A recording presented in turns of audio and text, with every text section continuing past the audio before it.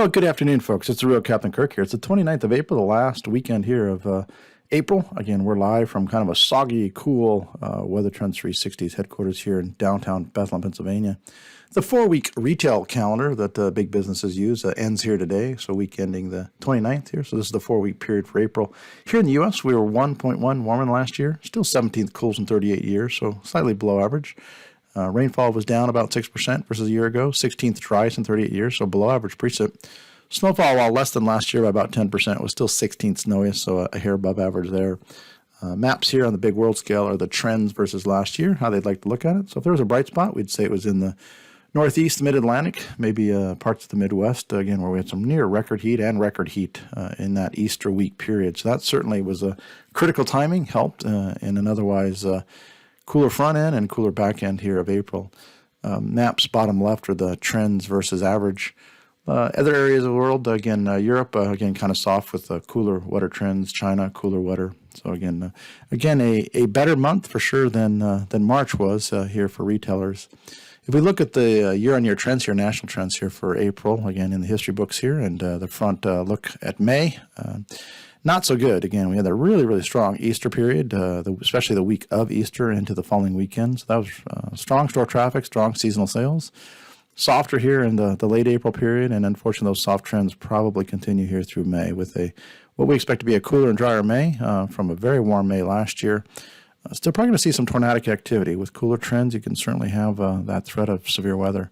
The two major holidays, Mother's Day, Memorial Days, don't look so great, again, in cooler periods. So that's just a softening of our power of 1 degree technology, which says every degree cooler. There's going to be about a 3% decrease in apparel sales, mom sales. So probably a 15% decline there in Mother's Day period with a cooler weekend. Tornadoes continue to be on a pretty fast pace, not as many this past week, but 25 more tornadoes. We're up to 593, which is 27% above average, 4% more than last year, most in 11 years, and the top 10% of history. So again, continue a pretty fast pace here with the tornadic activity, and we think the trend's going to continue here in May. May not be as active as the March was, but again, certainly got to watch here in May with cooler trends. Cool clashing with warm can lead to severe weather. Looking at last week here on the world scale, week ending here today, 29 April. Here in the U.S., 2.1 cooler than last year, coolest in 18 years, third coldest in 38 years, so much below average national temperatures. 54% wetter than a year ago, wettest in 14th wettest in 38 years. So cold, wet. This was not a great week to end April, and it's also the end of Q1 for our big retail supply side customers. So a very soft ending here, and unfortunately the Q1 overall, the bright spot was Easter. Again, that 1 week was really the bright spot. March was pretty soft. February was better, but again, not as important as March and April. So unfortunately, the news is probably going to be not that great when earnings seasons comes up here in the weeks ahead. Real cold spot was there in China, just the number one colds in 38 years. They had some frost and freezes there in their crop growing regions north of Beijing. So again, some very cold weather here to end in China. Maps inset left are the trends versus average.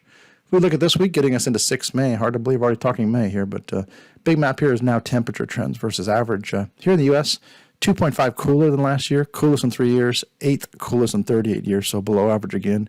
Cold spots, East Coast, eastern half of the country, very cold. Best spot is actually the Pacific Northwest, where it remains pretty warm. Getting some more showers, but again, very, very warm for them for this time of year. And California starting to cool off. Precip down about 40% versus a year ago, driest in 15th driest in 38 years. So that's a slight positive, but again, soggy here in the Northeast for sure with 2-3 inches of rain. Looking at next week, again, farmers are wrapping up their planting season here, but again, a pretty good week here for them, week ending 13 May. Still 2 degrees cooler than last year, 13th warmest in 38 years, so above average national temperatures, warming up along the East Coast here and warming up there in the Central Plains. So as the West cools off. So enjoy the week here, the Pacific Northwest. Again, cooler trends on the way. Rainfall up a bit over last year, still 5th driest in 38 years, so much below average precip. We'll see about that. But again, a pretty good week for farmers in the heart of the Corn Belt, getting their crops in the ground, almost done with that annual exercise. Looking at the world 2-week outlook here, week ending here 13 May across the world. Warm across Canada, much above average temperatures, and cold there in Europe. Cool east, but that is a warming trend as we go into the middle part of May. Precip maps versus average. we'll end here with, we had a friend and colleague whose father passed away here this week, so took him to a positive and uplifting concert here to brighten his day, and certainly a mission accomplished. So got to go backstage with the little ones to see the band, and so that was always the highlight for 7-year-olds and little Angelina Kirk's best friend in the universe, her little friend Livy here. So we'll end with a little snippet from the concert, and hope you have a great week, and we will be back here again this time next week.